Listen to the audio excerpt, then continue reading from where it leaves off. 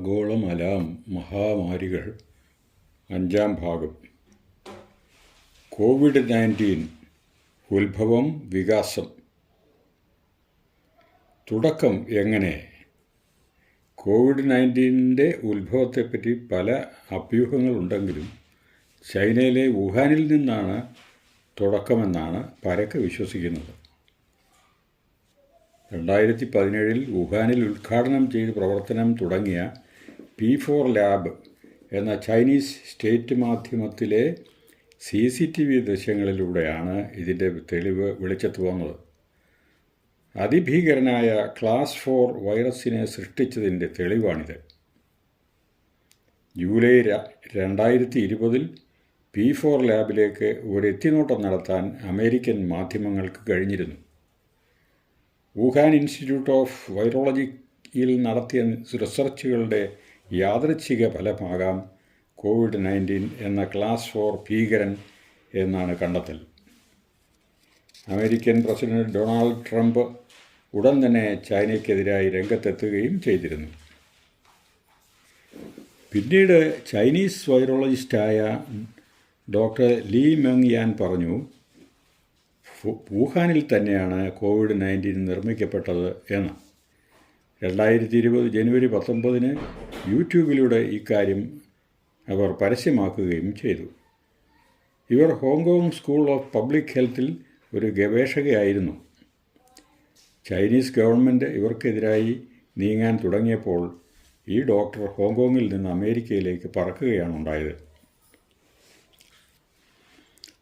അതിനുശേഷം Lee മെങ്യാൻ the week മാസികയ്ക്ക് നൽകിയ അഭിമുഖത്തിൽ ആദ്യത്തെ അഭിപ്രായം സ്ഥിരീകരിച്ചു. എന്നാൽ സ്വന്തം ജീവന് ഭീഷണിയുണ്ടെന്നും അതിലൊട്ടും ഭയപ്പെടുന്നില്ലെന്നും പറഞ്ഞു. സത്യം ലോകം അറിയണം എന്ന ഇവരുടെ കാഴ്ചപ്പാടിനോട് പല പ്രമുഖ ശാസ്ത്രജ്ഞരും യോജിച്ചു തുടങ്ങി. മറ്റൊരു സംഭവവികാസത്തിൽ ചൈനീസ് അഭിഭാഷകനായ ഷാങ്ഷാൻ കോവിഡ്-19 ആരംഭം ചൈനയിൽ നിന്നാണെന്ന് മാധ്യമങ്ങളിൽ റിപ്പോർട്ട് ചെയ്തതനുസരിച്ച് മെയ് 2020 മുതൽ ഷാങ്ഹായിൽ ജയിലിലായിരുന്നു അദ്ദേഹം. നവംബർ 15 ചൈനീസ് ഗവൺമെൻറ് അവരെ 5 വർഷം തടവിന് ശിക്ഷിച്ചു. ഷാങ്ഷാൻ ഒരു സ്ത്രീയാണ്. ചൈനയിൽ കലാപമുണ്ടാക്കുകയും ഭരണകൂടത്തിനെതിരെ പ്രവർത്തിക്കുകയും ചെയ്തു എന്നാണ് അവരുടെ പേരിലുള്ള ആരോപണം. ജപ്പാനിലെ പ്രൊഫസറായ തസുക ഹോംജോയുടെ അഭിപ്രായത്തിൽ കോവിഡ്-19 വുഹാനിൽ ലാബിലെ പരീക്ഷണങ്ങൾക്കിടയിൽ അബദ്ധത്തിലുണ്ടായ വൈറസാണെന്നാണ്. നോബൽ ജേതാവായ അദ്ദേഹം എന്നാൽ ഇതിൽ കഴമ്പില്ലെന്നും ചൈനയിൽ മൃഗങ്ങളിലാണ് കൊറോണ വൈറസുകളുടെ ഉത്ഭവമെന്നും ലോകാരോഗ്യ സംഘടന നിരീക്ഷിക്കുകയുണ്ടായി. ഫ്രഞ്ച് ശാസ്ത്രജ്ഞനും നോബൽ ജേതാവുമായ ലൂക്ക് മോങ്ടഗ്നിയർ HIV കണ്ടുപിടിച്ച പ്രഗത്ഭരിൽ ഒരാളാണ്. അദ്ദേഹം പറയുന്നത് HIV-ക്കെതിരായ വാക്സിൻ വികസിപ്പിക്കുന്നതിനിടെ ചൈനയിൽ അപ്രതീക്ഷിതമായി ഉണ്ടായതാണ് കൊറോണ വൈറസ് എന്നാണ്. SARS-CoV-2 അല്ലെങ്കിൽ നോവൽ കൊറോണ വൈറസ് അല്ലെങ്കിൽ കോവിഡ്-19 എന്നത് ഈ റിസർച്ചിൻ്റെ ഒരു ഉൽപ്പന്നമാണെന്ന്. ഇതിന് കാരണമായി പറയുന്നത് കൊറോണയിൽ HIV-യുടെ അംശങ്ങളുണ്ടെന്നതാണ്. ഈ അപകടം സംഭവിച്ചത് വുഹാൻ ലാബറട്ടറിയിൽ നിന്നായിരിക്കാം അത്രേ.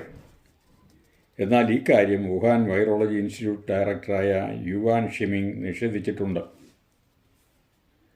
കോവിഡ്-19 വൈറസിൻ്റെ ജനിതക ഘടന ലോകാരോഗ്യ സംഘടനയോട് വെളിപ്പെടുത്തിയതിനും രോഗത്തെ നേരിട്ട് അത് വേഗത്തിൽ നിയന്ത്രിച്ചതിനും 2020 ജനുവരിയിൽ അവർ ചൈനയെ പ്രശംസിക്കുകയുണ്ടായി. എന്നാൽ യഥാർത്ഥത്തിൽ ചൈന ചതിക്കുകയായിരുന്നു. അതിനുശേഷമുള്ള വൈറസിൻ്റെ മാറ്റങ്ങളെപ്പറ്റിയും വാക്സിൻ വികസിപ്പിക്കുന്നതിനുള്ള ശ്രമങ്ങളെപ്പറ്റിയും ഒന്നും പറഞ്ഞില്ല. തന്മൂലം ലോകം മുഴുവനും ഇരുട്ടിൽ പരതുകയായിരുന്നു. മനുഷ്യരാശിയെ ഒന്നാകെ കോവിഡിൻ്റെ ആധിയിലാഴ്ത്തിയതിൻ്റെ ഉത്തരവാദിത്വത്തിൽ നിന്ന് ഒരിക്കലും ചൈനയ്ക്ക് ഒഴിഞ്ഞു മാറാനാവില്ല. വരും തലമുറകൾ ചൈനയോട് അതിന് ക്ഷമിക്കുകയുമില്ല.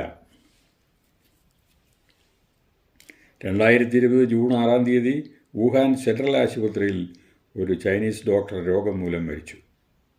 4 മാസമായി അദ്ദേഹം ചികിത്സയിലായിരുന്നു. രോഗത്തിൻ്റെ ആദ്യഘട്ടത്തിൽ അനേകം ആരോഗ്യപ്രവർത്തകർ രോഗബാധിതരായവരിൽ പകുതിയോളം മരണപ്പെട്ടിരുന്നു എന്നതാണ് യാഥാർത്ഥ്യം. ഇതൊന്നും ചൈനീസ് അധികൃതർ വെളിപ്പെടുത്തിയതേയില്ല. 2020 ഫെബ്രുവരിയിൽ തൻ്റെ മകൻ കോവിഡ് മൂലം മരണപ്പെട്ടത് വുഹാനിലെ ലോക്കൽ ഗവൺമെൻറ്റിൻ്റെ അനാസ്ഥ മൂലമാണെന്ന് വുഹാൻ പെൻഷനറായ സോങ് ഹോനാങ് ആരോപിച്ചു.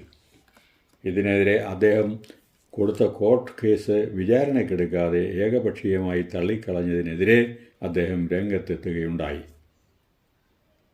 SARS-CoV-2 എന്ന COVID-19 വൈറസിൻ്റെ ഉത്ഭവത്തെപ്പറ്റി പിന്നീട് പുതിയൊരു വാദമുഖം ഉയർന്നു വന്നു. യൂറോപ്പിലോ മധ്യകിഴക്കൻ ഏഷ്യൻ രാജ്യങ്ങളിലോ, അതായത് ഗൾഫ് നിന്ന് ആകാമെന്ന് ഇന്ത്യൻ ഇൻസ്റ്റിറ്റ്യൂട്ട് ഓഫ് സയൻസസിൻ്റെ ഒരു റിപ്പോർട്ടിൽ പറയുന്നു.